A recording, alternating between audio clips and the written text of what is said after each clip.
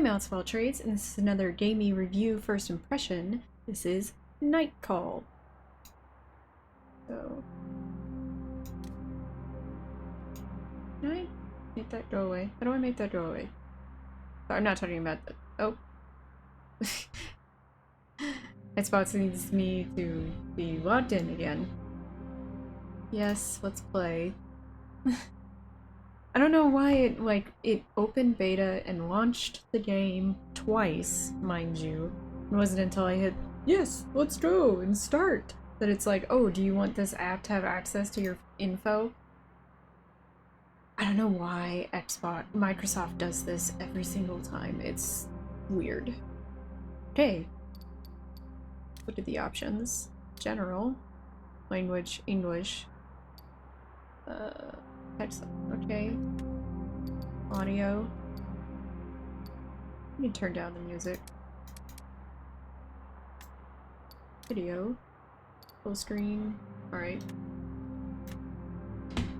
Alright. Let's do a new game.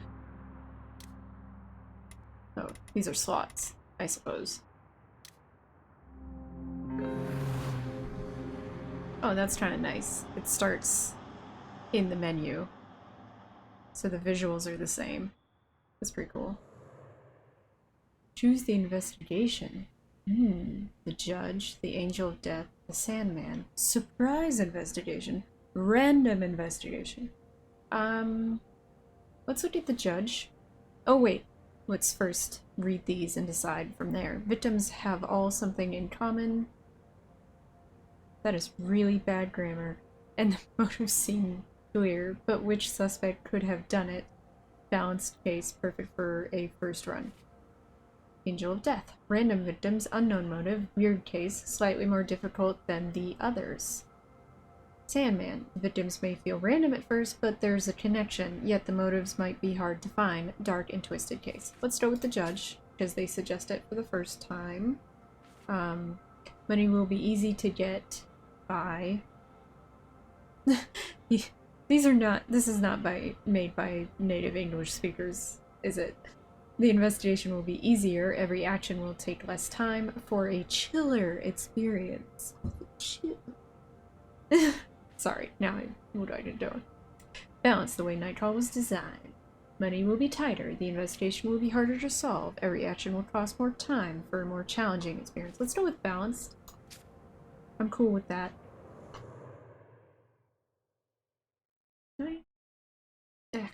Sorry. Yeah, I think I solved my issue anyway. So that's like a road. Like, it reminds me of the movie Lost Highway, which is not a movie I really like watching. So now we're getting the credits. That's interesting. Do the credits after a person chooses a game mode. Oh. More credits. So those French names? So these are French speakers? Yeah, those are French. Those are definitely French. Some of them are Italian, but...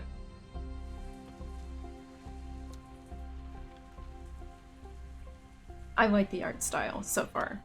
I'm a fan.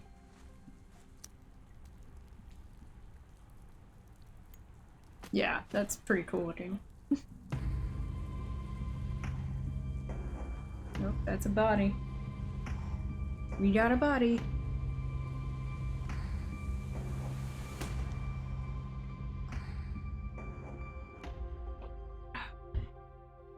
So is the idea being that you were called in to the case that night?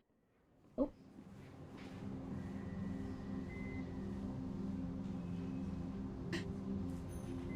Alright. Hold on. Copy.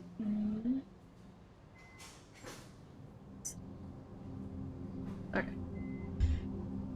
Doctor. Here. Sir, can you hear me, or do you need to do I need to speak up? You're fine. She takes a deep breath. Sir, you just spent 2 weeks in a coma. Word bounces around your head. You need a moment to understand its meaning. Coma? The word scratches along your throat. Yes, you were the victim of an assault. The word resonates in your head. Victim. You are aware a serial killer is currently on the loose in Paris. You feel the contents of your stomach crawling up your throat. The judge, as the police call the killer, assaulted you. They don't really name them anymore. The bullet touched your liver, and in most circumstances it would have been fatal. We chose to put you in an induced. The voice becomes more distant, fades. You taste bile at the back of your throat, your mouth. Your head is burning. You hear a whistle in one ear. Your fingers move to your wound. Underneath the bandages, you can feel hard skin. It is incredibly painful. I'm sorry. Did they catch the judge? No. What about the cops? I had a passenger? The doctor is silent for a second, a very awkward second. She hesitates. The police would like to see you as soon as possible to ask you some questions. After all, you're the only one who's survived the judge. Noise in the hallway attracts your attention. You try to turn your head, to no avail. You need to rest. She leaves the room. Her voice resonates in the hallway. This is a visual novel kind of story. I don't care if, Dry Drowning was a lot like this. I don't care if he's the only witness. Another female voice joins in, a strong, authoritative voice. You can't clearly make up what she's saying. Make out? Probably?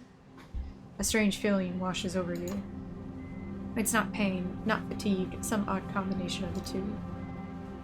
My eyes are freaking out over the color scheme here. It's chiaroscuro, black and white, but it's like doing something weird in my eyesight. Before being in this hospital room, you'd never realized that anger was made up of a combination of pain and exhaustion. I don't know about that. Anger. Feeling you know all too well.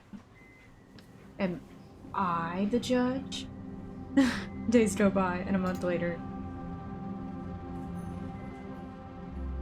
Night 1. Now the name of this... Oh, well, look, I've got a bit of a problem. A real problem, that is. You have a pounding headache. It's your first night behind the wheel since the attack. What was I gonna say? The name of this game makes me think of a song called Night Call. Right? That's the name of the song, right? Now I gotta look it up. Now I need to remember. We'll see. Putting up my music app.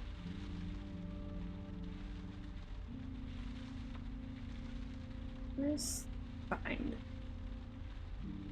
Night Call search? Yeah, that is what I'm thinking of. By Kandinsky. Which I first heard in the movie Drive. Wow, this is all very connected. Is your a taxi driver? Are you listening to me? No. You catch your boss's eye in the rearview mirror. Yeah. He stares at you for a second or two without speaking. Sometimes I wonder what goes on inside your head. You always seem so far away. I'm listening. Okay, okay. He's watching you closely, trying to make out what's going on in your head. You know I'm worried about you, don't you? I know. You're like a son to me, you know. I know. And you know he's about to tell you the story of his taxi fleet again. When my father died and left me the store, I could have sold it. I could have retired, gone back to the old country. Where's the old country for him? Let him go on. But I decided to start a cab fleet with the money he left me to hire the guys from the neighborhood. And that's why I've got 45 guys like you working for me. His hands flutter in the air. Though none of them are any match for you. He smiles. His voice suddenly takes on a serious note. You want me to go over everything again? He points to the equipment on the dashboard, the meter, the GPS. You haven't been in a taxi for weeks, maybe you do need a little refresher. You were in a coma? I think you'd be at home for longer than a month. Yeah, good idea. Right then. Well, first, the map. You spot potential customers and try to guess where they'll be going, then you decide. When a customer orders a taxi, if there's no one else around, you have to go pick them up. He shrugs. That's the way it goes, it's business. No problem. The other fares, you look at the map and decide whether or not you want to take them. And then you drive. He flashes a quick mechanical smile. You know it well. When he talks about work, he talks about work. That's all.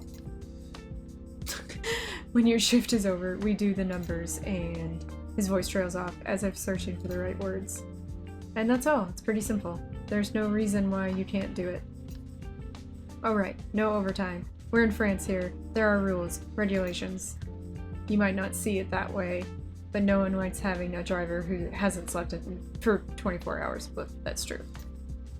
Yet we allow doctors, who are residents, operate, on no sleep. He looks away. Something's been bothering him since he got into the cab. Anyhow, you know the ropes. You get it. I know you're going to do a good job. What's the matter? Your boss keeps quiet for a while, as if he's hesitant to speak, and then... I don't think it's a good idea. You shouldn't be driving. The murderer is still out there, and we think he's going to come back. For you. We? Your colleagues. I do too. Anyway, I'll let you get back to work. Every minute spent in your taxi is a minute lost. He gives you a smile, half ironic, half serious. Have a good evening. The sarcasm in his voice is palpable. Right, you have a good evening too. We'll spend the rest of the night dealing with problems and drivers. You wonder how and when the guy ever gets any sleep. Your boss opens the door and exits the cab. You watch him cross the street and enter the fleet garage. A couple of colleagues are milling about. Taxis are coming and going. They all ignore you, consciously or unconsciously. You are branded. You sit there a moment, then turn the key in the ignition. The hum of the engine sends a tingle down your spine. It's impossible to describe how you missed that feeling. I don't know, I don't drive, so... It's back to the night shift. Back to life. Despite the attack. Despite it all. No, okay. I was like, why am I not... I can pick up a dog? Pick up a dog? Or is that a cat? It's kind of hard to see. You notice a cat sitting on the roof of a car parked off to the side. You get the impression... I'll accept. I'll drive a cat somewhere. You pull up to the sidewalk and wait for your passenger. Since it looks like a no-show, you get out of the cab after a minute to smoke a cigarette or two. There's not much going on in this small town in the suburbs. There are a few apartments that still have lights on. A sweet scent hangs in the air. Eventually, you stub out your cigarette and get back into your car. Oh, it's there! You jump, startled. A cat has managed to slip into the cab. Yay! And sitting on the back seat, staring at you intently. You sit there for a moment, considering whether or not to shoot away. Do not shoot away, man. But just as you are about to wave your hand, the cat shifts positions, and a slip of paper falls from its collar. Pick up paper. You pick up the piece of paper and unfold it. Oh, it's a cat! A fragment of a map of Paris, the Saint-Lazare train station. You turn your eyes slowly to the cat. He seems to be expecting an answer. Are you going somewhere? Cat tilts his head to the side as if to say yes. You want to go to Saint-Lazare? The cat tilts its head again. Are you a dog? Why would you ask that? The cat slowly nods its head. No! Your hand clutches the wheel tightly. What the hell's going on? You're hallucinating? You turn around and face the cat. Okay, fine. I'll take you. You let out a sigh. Okay, fine. You start talking to yourself in low tones as if to balance the conversation. Normal. This is all perfectly normal. You start the cab, but cast a glance at the cat behind you. You're the one who ordered the cab? You start to laugh. A few minutes go by. You try to break the ice. Simple questions are probably best. Everything okay? Neither yes or no. More a plaintive meow. Are you going on vacation? The cat looks at you for a moment and then lets out a somewhat sarcastic meow. Does it have to do with your owner? Come on, plaintive meow. You nod your head. What's happening? Was it a man? What happened? Was it a man? No answer. A woman? Was she mean to you? Aww. The cat seems to be uncertain. She was not around for you? The cat doesn't seem to understand. For instance, your owner is never home, you're bored, you want to spend more time playing. If cats would roll their eyes, you would. Does she have other cats? The cat gives you a look full of disbelief. No, that's not it, eh? You're independent. You like to be alone, right? The cat doesn't seem to feel like talking anymore. He turns his head away. Looks at the street out the window. You're not far now. After the next light, you point to a light in the distance. That's Saint-Lazare. We'll be there soon. A few yards later, you stop at the drop-off area in front of the station. First train doesn't leave for another hour. Where are you going? The cat stares at you without making a noise. Let me guess. Saint-Lazare. If you were going to the suburbs of Paris, you wouldn't have needed to come into town. So somewhere in the northwest of France. Normandy? Somewhere by the sea? The cat is looking at you and meows. A sharp sound. Probably a yes. A very hungry yes. For the fish, I guess. You check the time on the dashboard. It's time to go to get a real customer. You try not to think too much about the situation you're in, and you hope that no one sees you talking to a cat. Oh, I'll just start saying the names of cities and you meow when I hit the right one. You start to list cities in Normandy. The cat doesn't move a muscle. Cherbourg. The cat looks up. So it's Cherbourg. Getting close. Saint-Malo? Still nothing. I've got it. Delview. A meow of delight. You're smiling too. All of a sudden you're exhausted. Okay, come on. Time to say goodbye. You get out of the cab and open the back door. A bill has appeared on the seat next to the cab. It's enough for the fare. And more. Well, you are full of surprises, aren't you? I won't ask you where it came from. You smile and lean over to pet the cat. It leaps out of the car and darts between your legs.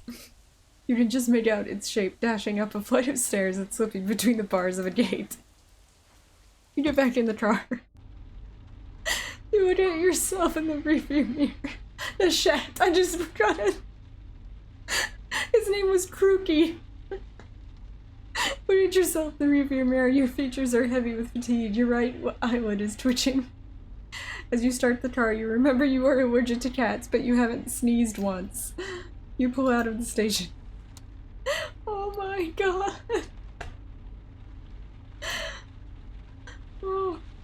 Oh god. That is... What a beautiful start to a game. Oh my god. Whoever came up with this, you are freaking my favorite person in the world. You like this street? It looks like a... Okay. I need to go to Faubourg Saint-Honoré. Honore? Except, I don't care. The passenger getting in your cab has a surprisingly calming presence. Really? He looks creepy as hell. Oh, it's a priest. Easy. He gently closes his door and gives you an address on the other side of the city. You start driving. You sense your passenger wants to talk about the killer. It's simple. Since the first murder, everyone thinks they know something. Everyone thinks they saw something. And this passenger is no exception. Rather chilly out, isn't it? New clue available in your room. Cool. His voice is warm and deep. Finally, you notice his white collar. You're not too cold? No, I'm alright. You've got a lot of grit to want to drive in this kind of weather. The holy water font froze yesterday. We had to pour boiling water over it to break the ice. He pauses for a moment. He looks at the car, the seats, the windows. It's funny. I'd never made the connection before today, but a taxi is kind of like a confessional. A small box removed from the world, where two people can converse without the risk of being interrupted. He waits. You look at him in the rearview mirror. Do people blabber on about their lives? Yes. All the time. I'm not surprised. His face lights up. Why, yes, I'm doing exactly what the parishioners do when they come for confession. They start with small talk, the weather, their grandson, granddaughter, niece, their dog. Then they finally get around to what really matters. They share lies, trickery, stinginess. He sighs. I've been listening to people's confessions for over 15 years. He looks like he's 25. And it's funny, but no one has ever told me anything really serious. He's waiting to see how you react.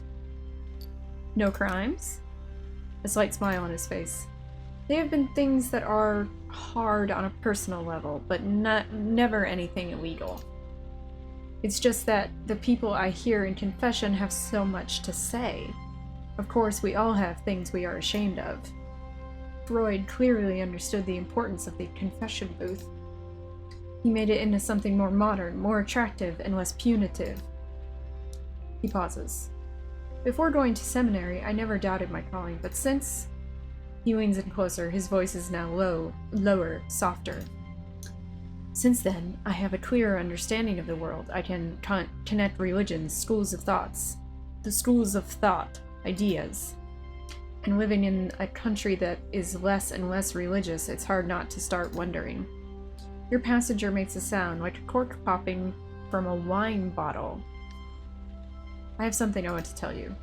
It doesn't bother me that people stop believing or believe in something else. Why our fate more than another?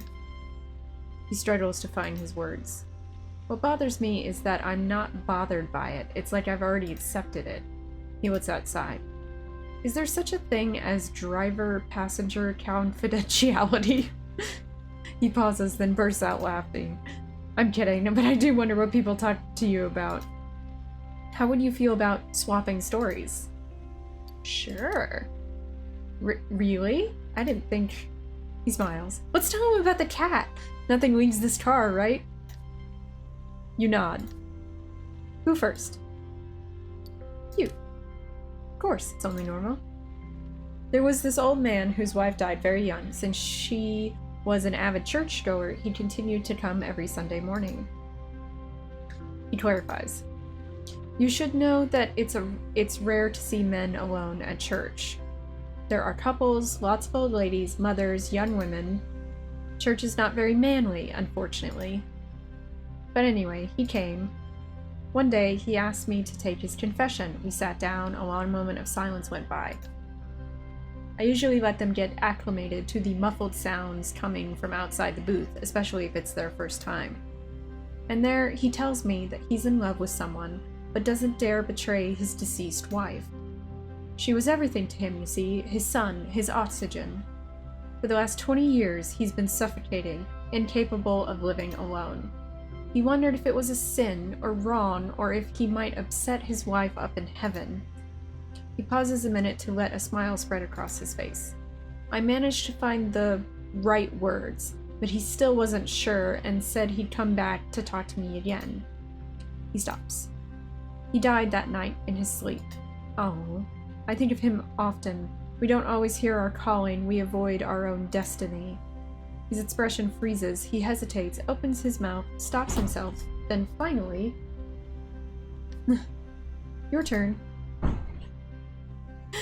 You look at him. My story's a bit like yours, actually.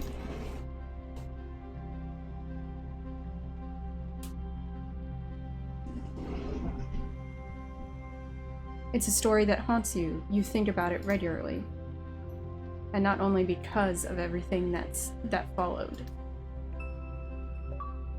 Oh, la piété, you confessed. Alright. This is incredibly interesting, and I'm probably going to keep playing at some point. I might start over, but I'm really liking this. So, yeah, it's really interesting. So go ahead. So yeah, Night Call. It's a mystery, but they've obviously put their flavor on it, and I like it. Alright, so like, share, subscribe, click the bell, follow me on Reddit, Instagram, Facebook, and Twitter, join my Discord, buy some merch at my shop at cafepress.com/AlexFallTrades, and follow me on Patreon so I can make more videos like this. All 3 of those are found in the channel banner link, and I will see you guys next time.